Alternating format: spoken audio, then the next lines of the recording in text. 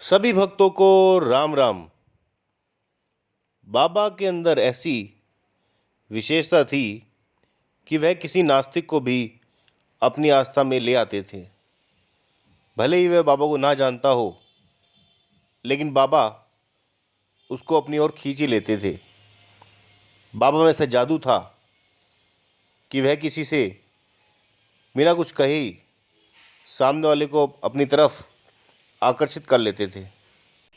एक अमेरिकी महिला ने जब अपने देशवासियों के साथ आकर प्रथम बार महाराज के दर्शन किए तो वह उनसे इतनी प्रभावित हुई कि उसे दुख हुआ कि वह क्यों नहीं अपने पति के साथ यहाँ पर आई। वह इसी प्रयोजन में अमेरिका वापस गई और उन्हें लेकर कैंची में बाबा के दर्शन करने दोबारा आई। आश्रम में आकर उसके पति का मन खिन्न हो गया, यह देखकर कि विदेशी लोग बाबा लोगों के पीछे पागल हो रहे हैं। वो उनके चरणों में सिर रखकर कुछ भी मांग लेते हैं और सोचते हैं चमत्कार हो जाएगा। वह स्वयं अपनी पत्नी की ऐसे स्वभाव से बहुत परेशान थे। सभी विदेशी नैनीताल में होटलों में ठहरते और नित्य सवेरे कैंची दर्शन को आते और शाम को वापस चले आते थे। ये महाशय भी दिन भर कैंची में समय बिताकर अपनी पत्नी के साथ शाम को लौट जाते थे। यह क्रम 7 दिन लगातार चलता रहा और अंत में वह इस स्थिति में ऊब चुके थे, परेशान हो चुके थे। बाबा को कुछ लीला करनी ही पड़ी। संभवतः इस कारण उन्होंने जानबूझकर उससे संपर्क नहीं रखा। उस व्यक्ति का क्षोभ इतना बढ़ गया, परेशानी इतनी बढ़ गई कि वह अपनी पत्नी को छोड़ अमेरिका वापस जाने की सोचने लग गए। अगले दिन उसने पत्नी के साथ कैंची जाना स्वीकार नहीं किया। वह दिन भर नैनीताल में झील के किनारे दुखद चिंतन में अकेला बैठा रहा। उसमें नास्तिक भाव बहुत अधिक था, लेकिन फिर भी आज वो ईश्वर को याद करने लगा और अपने से पूछने लगा, मैं यहाँ कर क्या रहा हूँ? यह व्यक्ति जो महाराज जी बना हुआ है, कौन है ये? क्यों सब लोग उसके पीछे पागल हैं?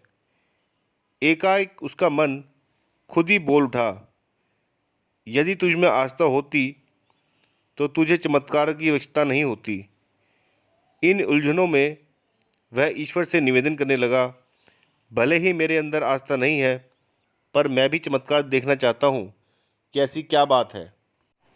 दूसरे दिन उसने स्वदेश जाने का निश्चय कर लिया, पर पत्नी के आग्रह से वे दोनों उस दिन बाबा से अंतिम विदाई लेने पहुँचे। उसने इस अवसर पर अपने मन का गुबार निकालने की ठान ली। आप दोनों उस दिन सवेरे ही अन्य विदेशियों से पहले कैंची आश्रम आ गए और वहाँ बरामदे में बाबा के तख्त के आगे बैठ गए। बाबा उस समय राधा कुटी के भीतर थे। तख्त के पास कुछ सेब रखे हुए थे। बाबा की महिमा से उनमें से एक सेब खुद लुढ़क कर तख्त के नीचे चला गया। आपने जैसे ही झुककर तख्त के नीचे से उस सेब को उठाने का प्रयास किया, बाबा बिजली की भांति बड़ी फुर्ती से बाहर आए और उस तख्त पर ऐसे बैठे कि उनके पैरों से आपका हाथ दब गया और अपने हाथों से बाबा ने आपके झुके सिर को ऐसे दबाया कि आपकी स्थिति ऐसी हो गई कि आपने अपने को दंडवत प्रणाम कराता पाया।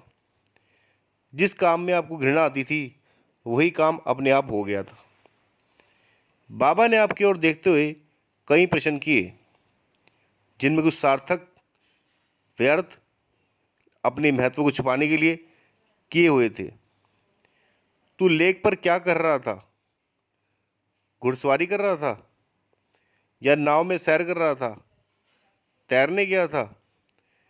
अंत में ईश्वर को याद कर रहा था?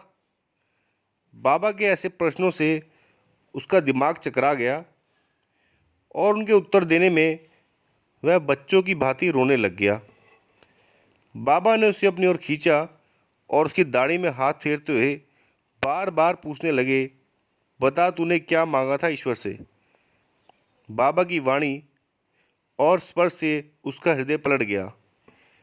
उसके मन में उनके प्रति श्रद्धा और प्रेम उमड़ गया। वह समझने लगा कि किसी न किसी समय प्रत्येक व्यक्ति को ऐसी ही अनुभूति हुई होगी जिससे लोग उन्हें नहीं छोड़ पाते। बाबा की इस साधारण प्रश्नों से उसे अनुभव करा दिया था कि वह सब देख सकते हैं, सब सुन सकते हैं और वह सब जगह है। ये आपको घटना कैसी लगी? ये अद्भुत बातें बाबा की खाली बाबा की भक्ति जान सकते हैं, लेकिन एक नास्तिक आस्तिक बन गया। बाबा सबको अपना बना लेते हैं। बस बाबा पे सच्चा विश्वास रखिए, क्योंकि विश्वास में ही चमत्कार होते हैं। अपना कर्म सही तरीके से करें और उसमें विश्वास डाल दें, फिर देखिए चमत्कार कैसे होता है।